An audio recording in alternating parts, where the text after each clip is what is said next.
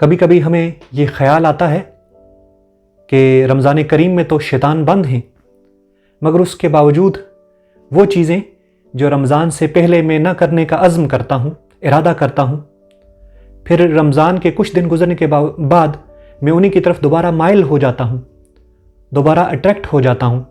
اس کی وجہ کیا ہے؟ حالانکہ شیطان، حدیث پاک میں آتے ہیں کہ وہ تو قید کر دیے جاتے ہیں، شیطان قید ہے، مگر پھر بھی میں ان شیطانی امور کی طرف، یعنی وہ چیزیں جو میرا ٹائم ویسٹ کرتی ہیں، جن کا مجھے کوئی فائدہ نہیں ہے، جو گناہ کی چیزیں ہیں، میں ان میں پڑ جاتا ہوں۔ کیا وجہ ہے؟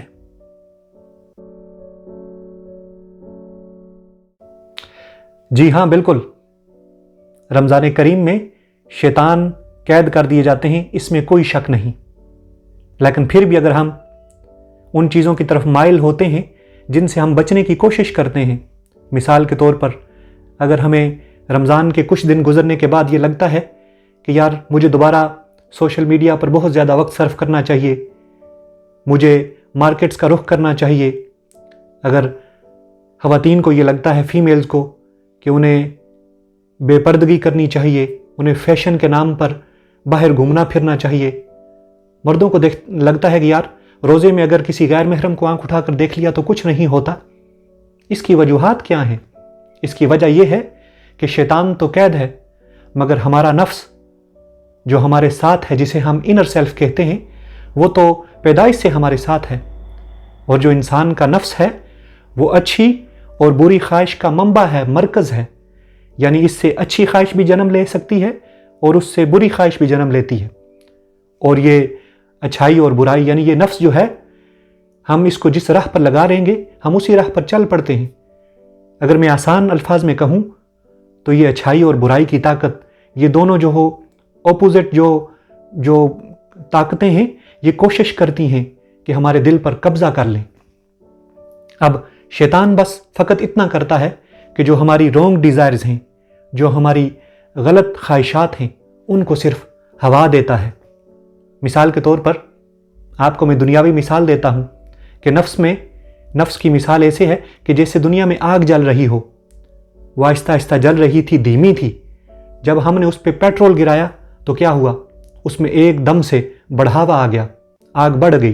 یا اسی طرح جب ہوائیں چلتی ہیں تو کہیں تھوڑی سی آگ سلگ رہی ہو تو ہوائیں اسے کیا کرتی ہیں؟ اسے بہت زیادہ بڑھاوا دے دیتی ہیں۔ بس شیطان بھی فقط اتنا کام کرتا ہے کہ وہ جو نفس امارہ ہے، جس میں وہ غلط خواہشات موجود ہیں، ان کو صرف ہوا دیتا ہے، ہمارے لیے وہ انٹرسٹنگ کر کے پیش کرتا ہے کہ یار کتنی خوبصورت ہیں یہ چیزیں، بس ان کو کر لو، یعنی وسوسہ ڈالتا ہے۔ قرآن سے اگر ہم لیں، اس سے زیادہ شیطان کچھ بھی نہیں کرتا، وہ عمل انسان خود کرتا ہے۔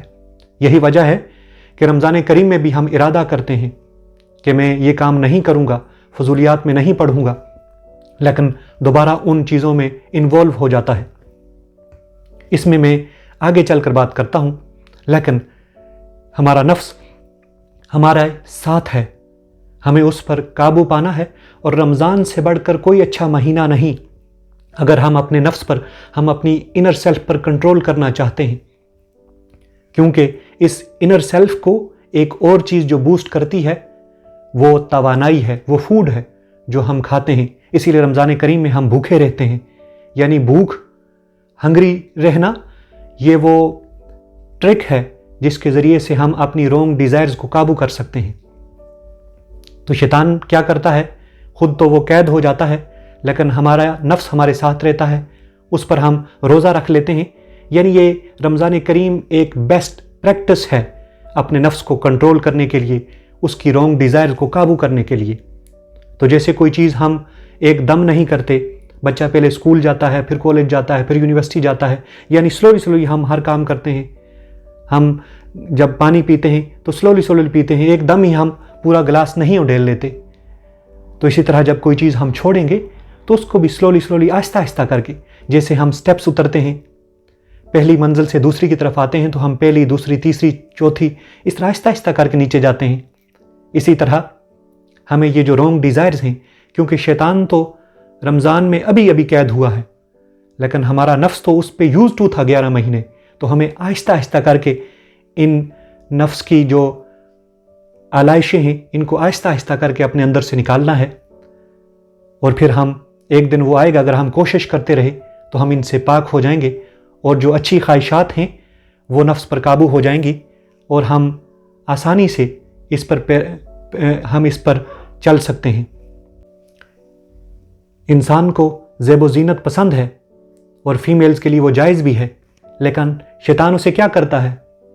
मिसाल के तौर पर उसको फैशन के नाम पर कहता है कि ये फैशन आ गया, ये फैशन आ गया, तो वो उसकी प्योरिटी को, उसके हिजाब को उतारने की कोशिश करता है। शैतान ने बस वसवसा डाला कि देखो मीडिया पर ये हो रहा है, इस तरह का आज ये फैशन चल रहा है, और हमारी बहनें, हमारी सिस्टर्स उसको फॉलो करने की खुद फॉलो करती हैं, और फिर हम ब्लेम शैतान की तरफ करते हैं कि मुझे शैतान ने ये काम करवा दिया, हालांकि काम खुद कर रहे होते हैं। इसी तरह जब हम कोई रॉन्ग एक्ट करते हैं, किसी काम में फंस जाते हैं, कोई हमसे गलत काम हो जाता है, तो शैतान हमें क्या मशवरा देता है? हमें होना तो ये चाहिए कि सच बोलकर, चाहे मुश्किल है या आसानी है, उसमें सच बोलना चाहिए ताकि हम उस मामले से निकल जाएं। मगर शैतान हमें कहता है कि झूठ बोल, ये आसान है, इससे तो निकल जाएगा। मगर जब हम झूठ बोलते हैं हम उसमें मज़ीद फंस जाते हैं। यानी एक झूठ बोलकर, वो सियाने कहते हैं कि एक झूठ बोलकर हम उसके ऊपर 100 झूठ बोलते हैं ताकि हम उस पहले झूठ को कवर कर सकें। बस शैतान इस तरह इन डिज़ायर को हमारे लिए खुशनुमा करके पेश करता है। मर्दों को हुक्म है कि वो अपनी निगाहें नीची रखें, मगर शैतान उन्हें कहता है जब बाहर जाते हैं कि देखो वो गैर महरम जी, उसका फैशन देखो।